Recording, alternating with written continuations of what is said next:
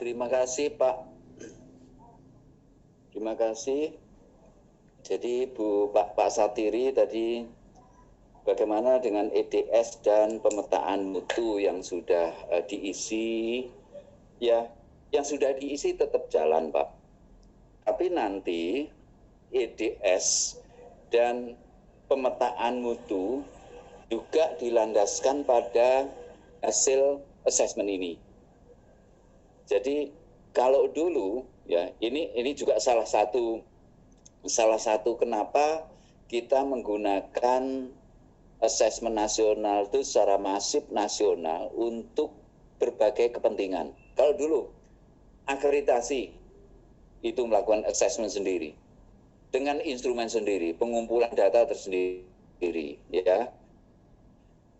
Acor, mungkin kawan-kawan pengawas ada juga yang menjadi asesor BAN ya, BAN provinsi, itu datang sekolah untuk mengkolek data tentang akreditasi, sesuai instrumen akreditasi. Kemudian LPMP juga datang ke sekolah, mengkolek data, untuk apa? Untuk penjaminan mutu. Apa namanya dulu, rapor mutu. Apalagi, mungkin Pemda juga ada, kolek data. UN ini juga kolek data. Nah, dari banyak data yang dikumpulkan oleh unit yang berbeda, itu kemudian minim tindak lanjut. Hanya UN yang barangkali memberikan diagnose, kemudian diberikan kepada dinas untuk memotret kondisi hasil belajar anak. Dan itu juga apakah betul itu menjadi diikuti untuk tindak lanjut perbaikan.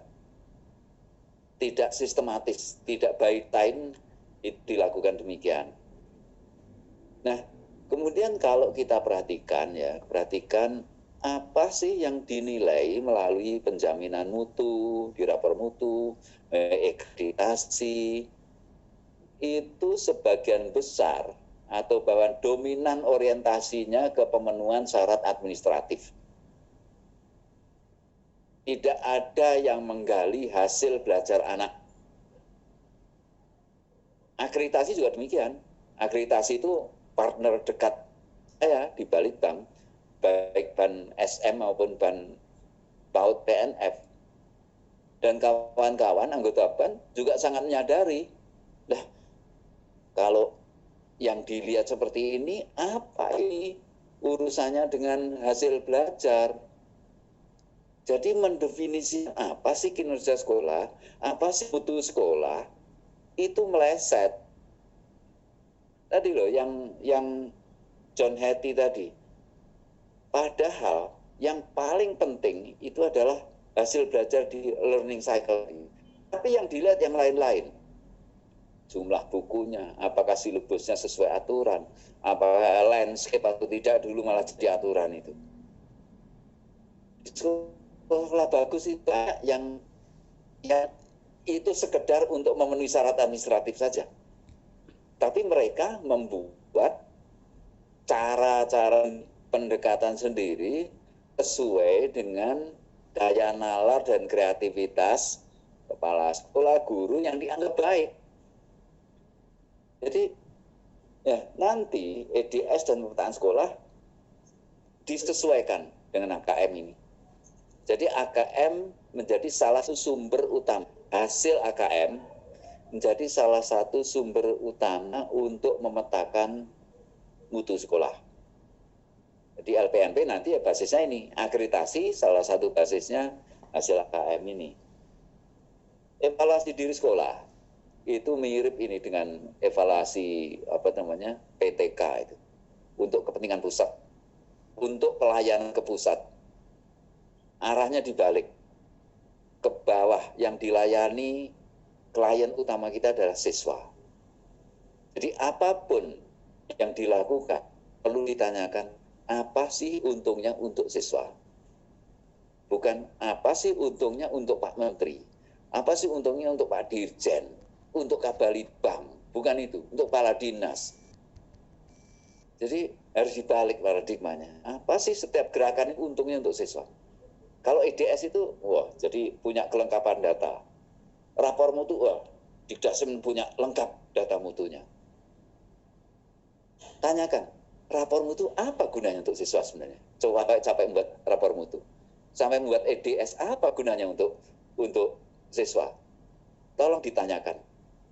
Refleksi diri, PTK, penelitian tindakan kelas, apa sih gunanya untuk siswa?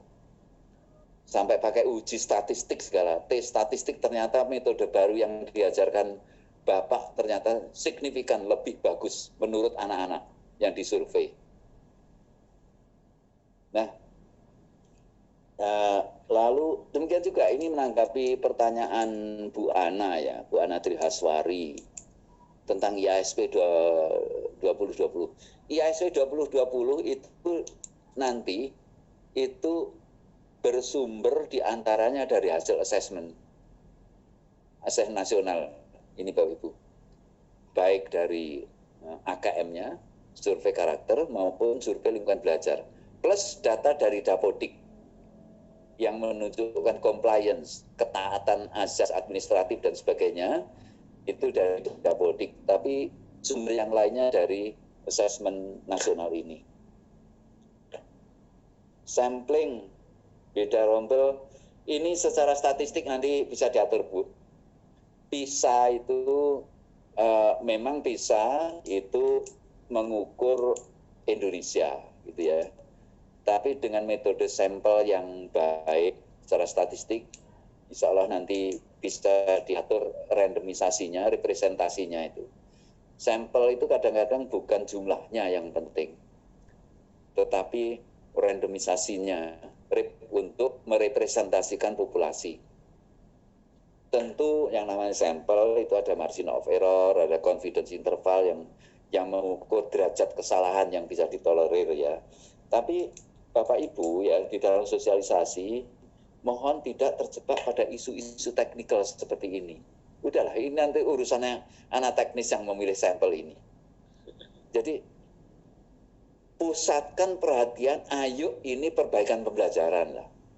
Oleh karena itu latar belakang saya tadi lama sekali. Ini warningnya itu ada di mana-mana. Kita ini sudah genting. Zaman datang, tantangannya berubah luar biasa, besar, gitu ya. Lalu kondisi belajar anak-anak kita masih seperti ini. Ini genting. Jadi perasaan genting, urgensi dari persoalan ini perlu dihidupkan. Bukan untuk menimbulkan pesimisme, bahwa ayo kita bergerak sama-sama untuk membuat perubahan. Itu yang perlu ditekankan. Jadi jangan terjebak pada isu sampel, isu itu urusan ini, urusan penyelenggara itu. Kawan-kawan tidak mengurus itu, tapi mendorong semangat perubahan ini. Ya, tolong tekankan, ayo berubah di dalam perilaku belajar.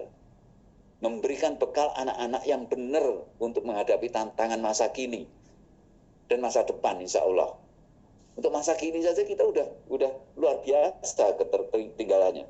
Perasaan genting akan perubahan ini yang perlu ditanamkan. Nah, untuk tidak menimbulkan kecemasan, pertolongan ada. Kawan-kawan ini bertugas menolong. Nanti ini terkait dengan pertanyaannya Pak Gede, Palembang.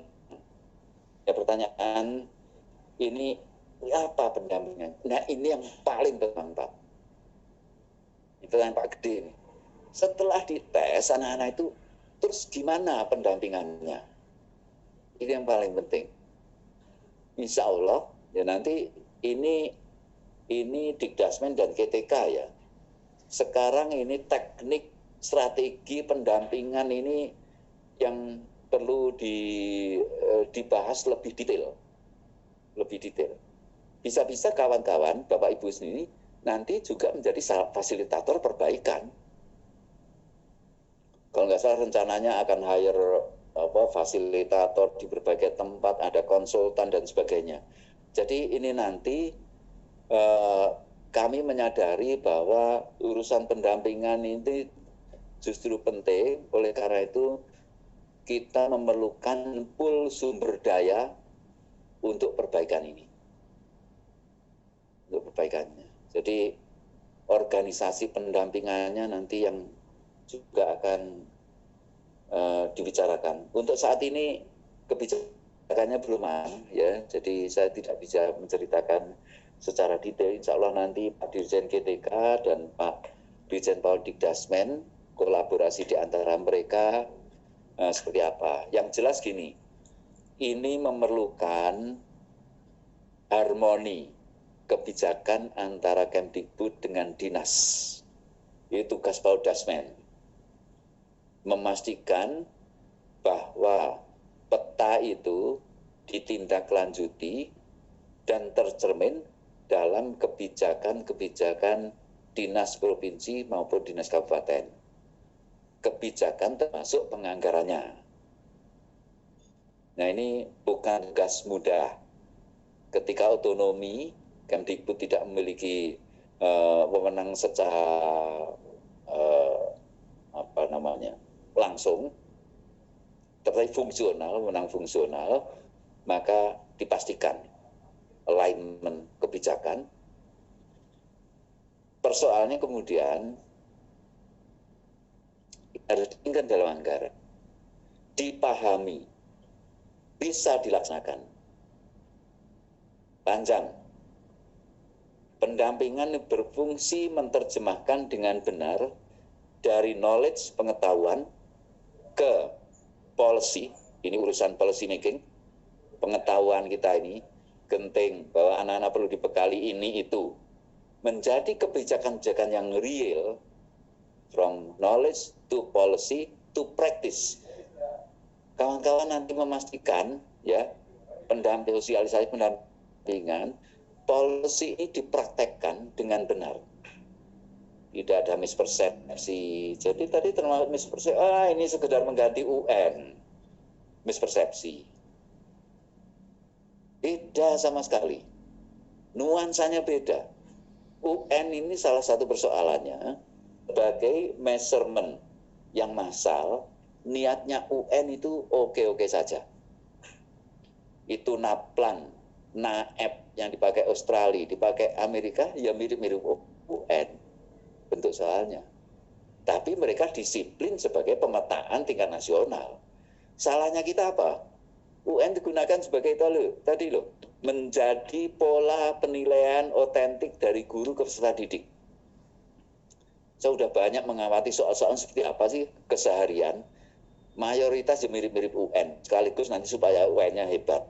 Jadi UN mendrive behavior yang seharusnya nggak terjadi di kelas-kelas itu. Nah, ini belajar dari itu, maka AN ini kalau toh nanti mendrive cara-cara assessment di masing-masing kelas, ya mudah-mudahan nggak jelek-jelek amat, bahkan bagus mendorong critical thinking. Oke, ini ada pertanyaan yang dari chat ya.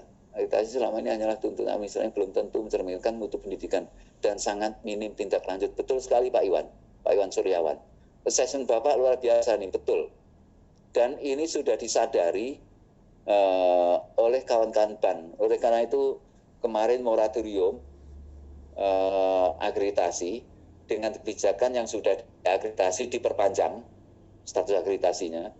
Ini sebenarnya kami ingin memperbaiki instrumen dan bisnis proses akreditasi itu supaya tidak tuntutan administrasi yang mengendalikan. Arahnya bukan administrasi, tetapi lebih pada substansi, yaitu oleh karena itu salah satu sumber utamanya adalah hasil pemetaan ini. Izin konfirmasi Pak dari Bu Marni, gerakan literasi sekolah sebagai program nasional adalah proses menuju pencapaian tujuan nasional. Survei karakter yang sejalan dengan makna literasi sesungguhnya. Sejauh mana kebijakan pemerintahan dalam GLS kembali digiatkan dan dimasifkan agar ujung dari assessment nasional tidak berakhir seperti UN. Ya, ini jalan gerakan literasi, ya. Bahkan literasi itu lebih luas sebenarnya, literasi finansial, literasi digital, literasi. Kalau gerakan literasi sekolah itu dibawa kepada sistemik pembelajaran, itu akan lebih bagus. Ini satu agenda mengalainkan gerakan literasi sekolah Itu dengan dan kalau literasinya bagus, ya insya Allah asesmen nasional juga bagus. Kalau cara-cara belajarnya itu mendorong critical thinking, ya, dengan mapel apapun, insya Allah asesmen nasional juga bagus.